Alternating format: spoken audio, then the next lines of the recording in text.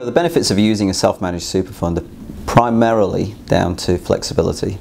With a retail superannuation fund, you're limited in terms of the funds that you can choose on what the superannuation providers allowed you. So they may have say 15, 20, some are as large as 200 different funds that you can choose from, and a lot of the time they'll limit you to using, say, the ASX 100 or ASX 200 in terms of if you want to buy individual shares. With a self-managed super fund, you can choose whichever fund that you want to go into, and you could buy whichever shares you want to as well.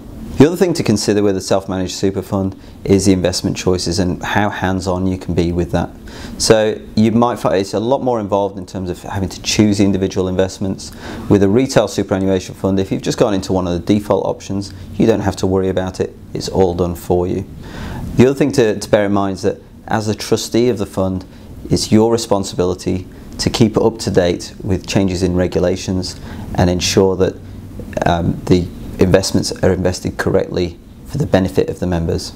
Now, the downside of a self-managed super fund is obviously the administration of it. So our rule of thumb within self-managed super funds and costs is around the $200,000 mark.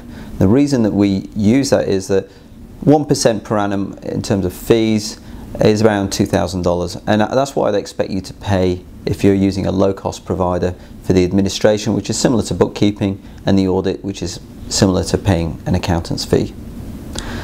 We use self-managed super funds quite a lot within our business because a lot of our clients are around $500,000 to $1 million mark. They've got considerable savings versus using a retail super fund where they might be paying 1% per annum. So therefore the effort in having to administer that SMSF is worthwhile when we start looking at savings of $3,000 to $5,000 or $10,000 a year in savings.